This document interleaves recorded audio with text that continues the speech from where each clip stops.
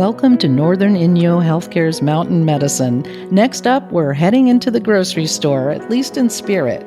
With so many labels shouting things like all natural, low fat, or heart healthy, it can be overwhelming to know what really matters. Today, we'll cut through the noise and learn how to make food labels our allies instead of our enemies. No worries, because NIHD Dietitian Denice Hynd is here to guide us. Denice is the administrative head of clinical dietitian services at NIHD. Good morning. Thank you for having me. Denice, when someone picks up a package, what is the very first thing on the nutrition label you suggest that they look at? So the first thing we should look at when we're reading the ingredients list, so we have a label and then we have an ingredients list just adjacent to the label. I always recommend looking at the very first ingredient. And the reason for that is because everything is listed in descending order based on their weight. So whatever is most prevalent in that item. So if we're looking at a box of cereal, if the first ingredient is sugar, then you are buying mostly sugar. But if the first ingredient is whole grain rolled oats, then the majority of that ingredient in that box is whole grain rolled oats. So this allows us to compare products. Do you want to buy this cereal or this cereal? One is mostly sugar and one has mostly whole grains. And so it allows you to make an informed choice as a consumer, therefore allowing you to essentially have a better quality product. Some products look healthy because of marketing, like they look great in the picture, but then turn out not really to be the best choice for nutrition. How can shoppers spot those differences quickly? Absolutely. So definitely be wary of anything that has, your stereotypical farm picture with the dog running and the red barn and anything that looks like it could be somewhere, made up country, because it might be misleading you. What you want to look for, again, is turn the package over and you're going to be looking at the ingredients list or on the nutrition facts panel. And I would always say to look to see if in the ingredients it contains something called high fructose corn syrup.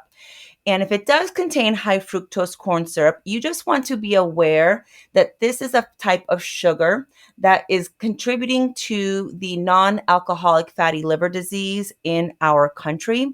And we see high fructose corn syrup in soda, in yogurt, in cereal, peanut butter, jelly, jam, even in pasta sauce, ketchup, barbecue sauce. So high fructose corn syrup is in a lot of our food. So we want to just be aware as consumers how much high fructose corn syrup we're eating, because again, it is leading us into a lot of non-alcoholic fatty liver disease.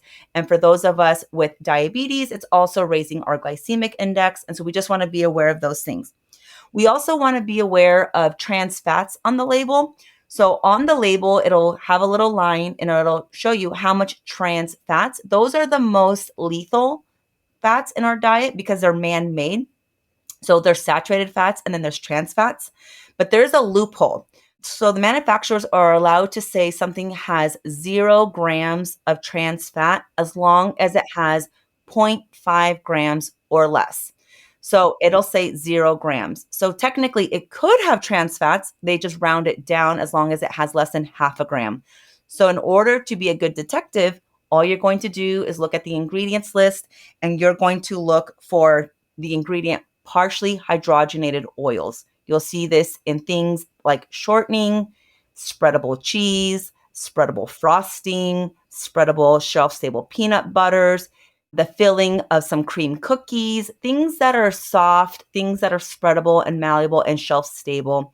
And so you just want to look for partially hydrogenated oils. That is your first indicator that that product has trans fats, but it might not label it as trans fats because it has 0.5 grams or less per serving. So the moment you eat 2 servings, they would have had to label it contains trans fats, and therefore the consumer is going to say, oh no, I can't eat that. So that is a loophole that manufacturers are allowed to do. So that would be my thing, is just to caution against the farmhouse label and turn it around and really look for those 2 ingredients, high fructose corn syrup and partially hydrogenated oils. That is so sneaky, Denise.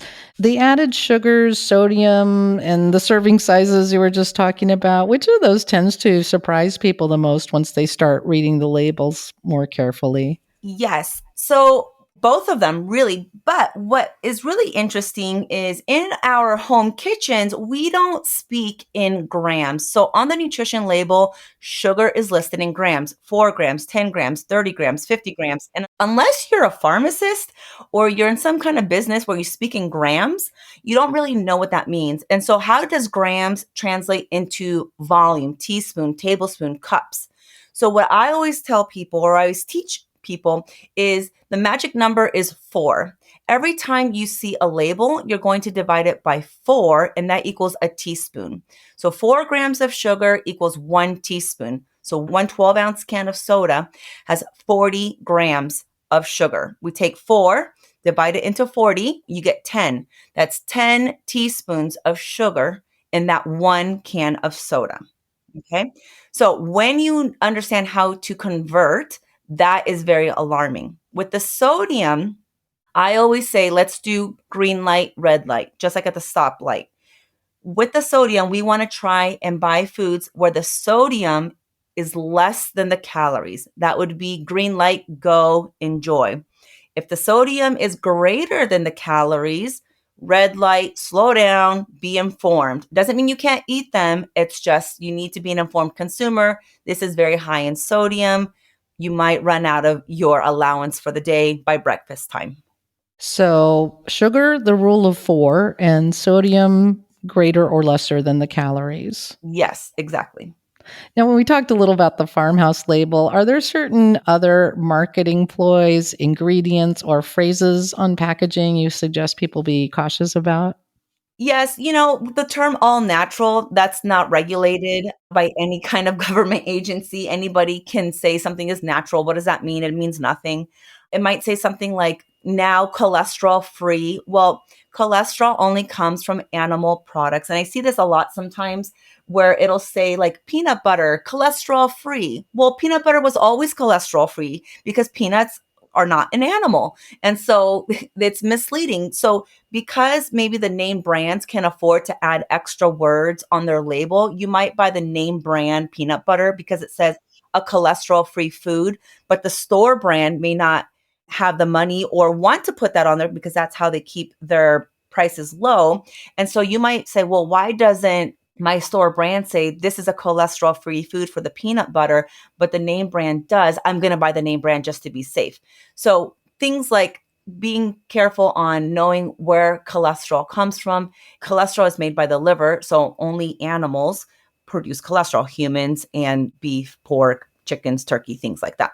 So caution around those kind of things. And then just be wary of anything that says grass finished versus grass fed are two different things. Grass fed means an animal was fed grass, but perhaps at slaughter was then fed corn, which is not its natural diet, to fatten it up. And then it weighs more. So then the rancher gets more money at slaughter. So that's not necessarily the diet of the cattle, for example. So grass finished means that the cattle was given grass throughout its lifetime and it was finished with the natural diet, which is clover, alfalfa, whatever the grass may be. So grass fed versus grass finished are two different scenarios on the label. Okay. And for families who are budget conscious, and you sort of touched on this talking about the store brand peanut butter versus the name brand, can paying attention to labels actually help stretch dollars while keeping nutrition a priority? Yes, definitely. So when you buy canned beans, for example, you're going to have 3 options, or even buying canned vegetables, you're going to have 3 options. You're going to have your traditional option, which is canned black beans, canned corn. Then you're going to have the low sodium option, low sodium black beans, low sodium corn.